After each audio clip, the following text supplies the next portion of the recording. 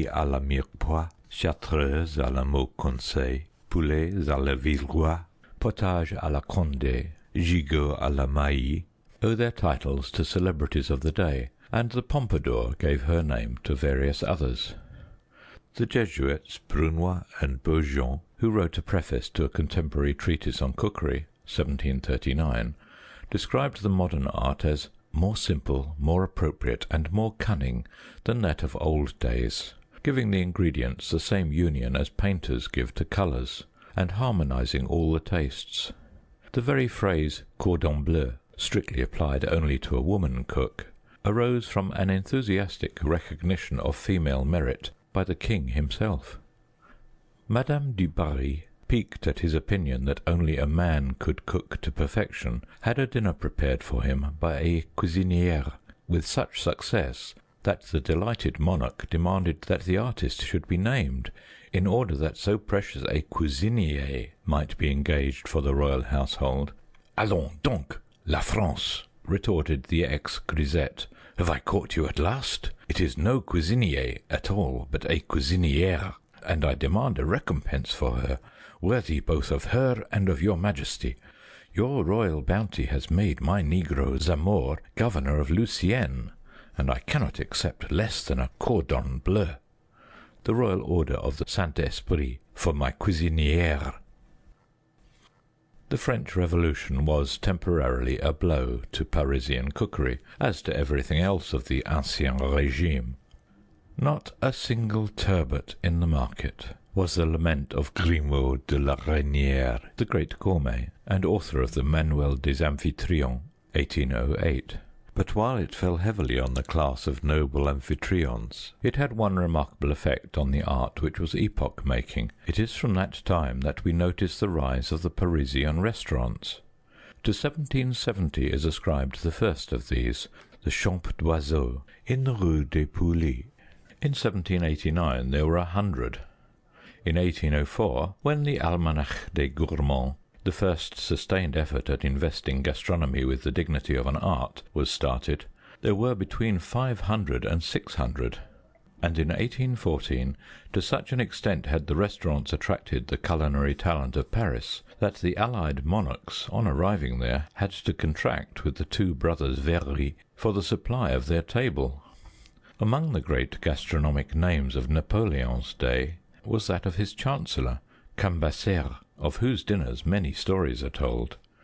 Robert, the eponym of the sauce Robert, Richaud and Merillion were at this period esteemed the Raphael, Michelangelo, and Rubens of cookery, while A. Beauvilliers, author of Art de Cuisine, and Carême, author of the Maître d'Hôtel Français, and chef at different times to the Tsar Alexander I, Talleyrand, George IV, and Baron Rothschild, were no less celebrated.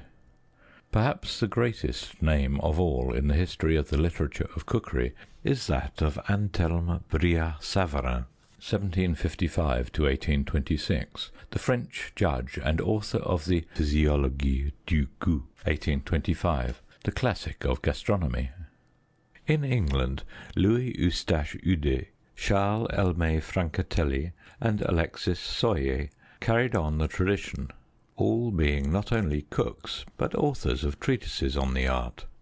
The original, 1835, of Thomas Walker, the Lambeth police magistrate, is another work which has inspired later pens.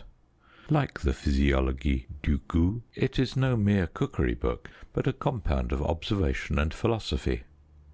Among simple handbooks, Mrs. Glass's, Dr. Kitchener's, and Mrs. Rundle's were standard English works in the 18th and early 19th centuries, and in France the Cuisinière de la Campagne, 1818, went through edition after edition. An interesting old work is Dr. Pegg's Form of Cury, 1780, which includes some historical reflections on the subject. "We have some good families in England," he says, "of the name of Cook or Coke. Depend on it, they all originally sprang from real professional cooks, and they need not be ashamed of their extraction, any more than porters, butlers, etc. He points out that cooks in early days were of some importance. William the Conqueror bestowed land on his Coquorum Praepositus and Coquus Regius, and Domesday Book records the bestowal of a manor on Robert Argilon by the service of a dish called de la Groute on the king's coronation day.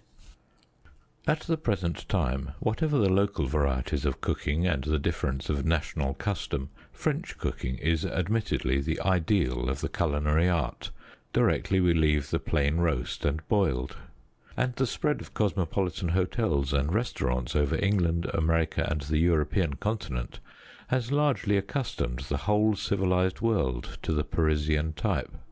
The improvements in the appliances and appurtenances of the kitchen have made the whole world kin in the arts of dining, but the French chef remains the typical master of his craft. Schools of cookery have been added to the educational machine. The literature of the subject has passed beyond enumeration. It is unnecessary here to pursue so vast a practical subject into detail, but the following notes on broiling, roasting, baking, boiling, stewing, and frying may be useful. Broiling. The earliest method of cooking was probably burying seeds and flesh in hot ashes, a kind of broiling on all the surfaces at the same time, which when properly done is the most delicate kind of cooking. Broiling is now done over a clear fire extending at least 2 inches beyond the edges of the gridiron, which should slightly incline towards the cook. It is usual to rub the bars with a piece of suet for meat and chalk for fish, to prevent the thing broiled from being marked with the bars of the gridiron. In this kind of cookery the object is to coagulate as quickly as possible all the albumen on the surface, and seal up the pores of the meat so as to keep in all the juices and flavour.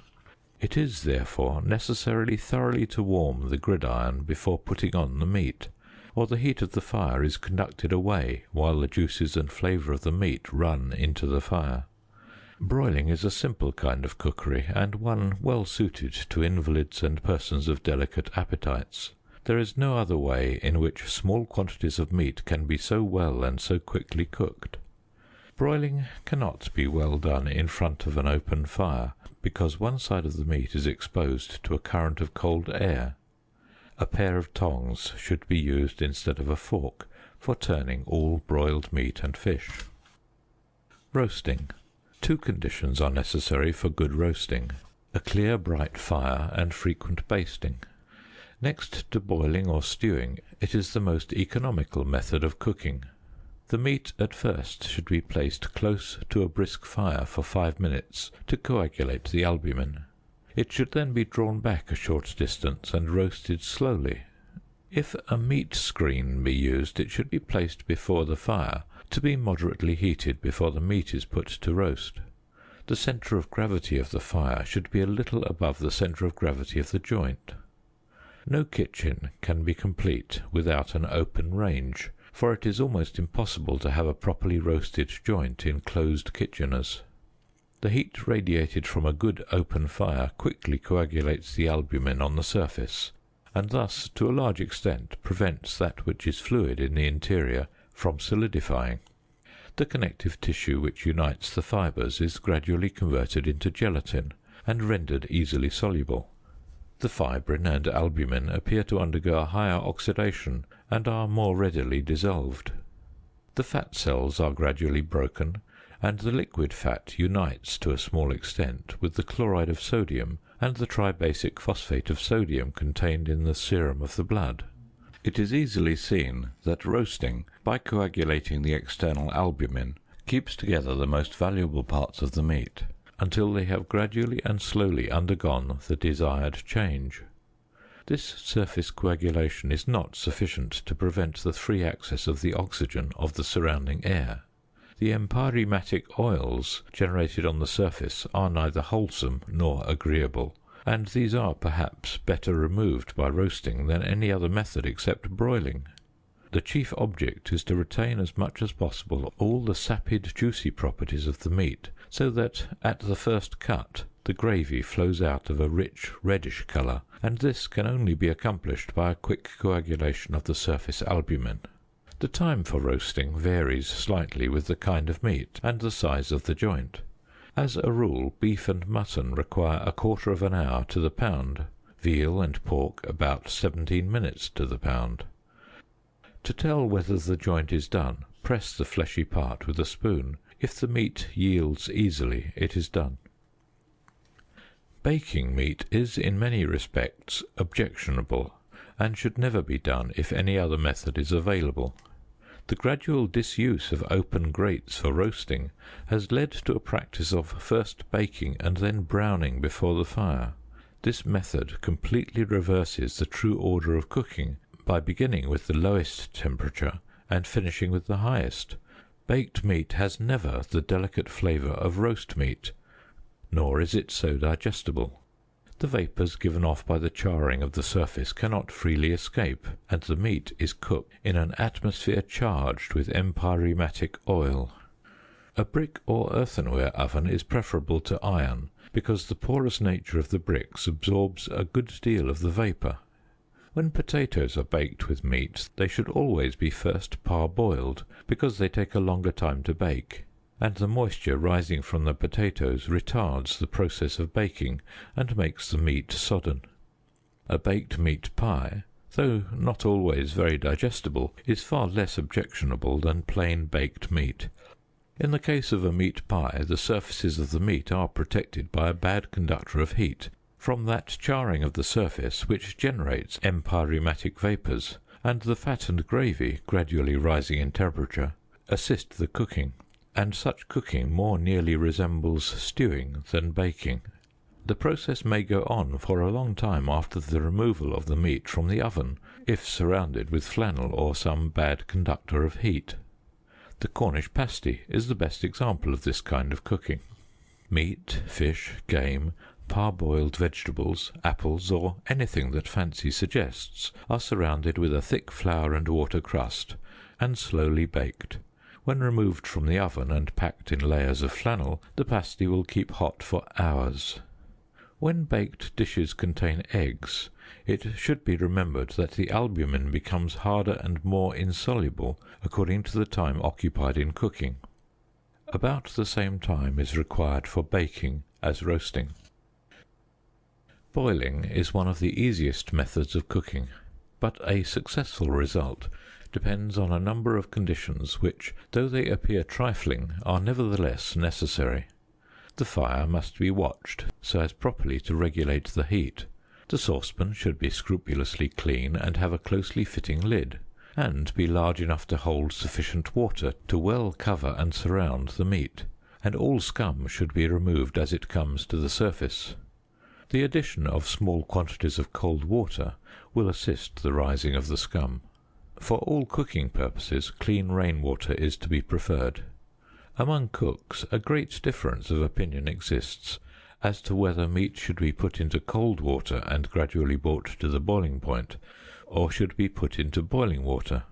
This, like many other unsettled questions in cookery, is best decided by careful scientific experiment and observation.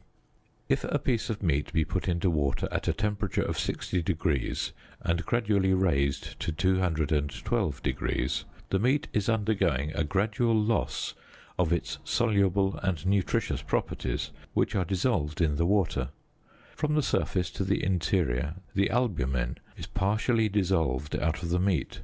The fibres become hard and stringy, and the thinner the piece of meat, the greater the loss of all those sapid constituents which make boiled meat savoury, juicy, and palatable. To put meat into cold water is clearly the best method for making soups and broth. It is the French method of preparing the pot au feu, but the meat, at the end of the operation, has lost much of that juicy, sapid property which makes boiled meat so acceptable. The practice of soaking fresh meat in cold water before cooking is, for the same reasons, highly objectionable. If necessary, wipe it with a clean cloth. But in the case of salted, smoked, and dried meats, soaking for several hours is indispensable, and the water should be occasionally changed. The other method of boiling meat has the authority of Baron Liebig, who recommends putting the meat into water when in a state of ebullition,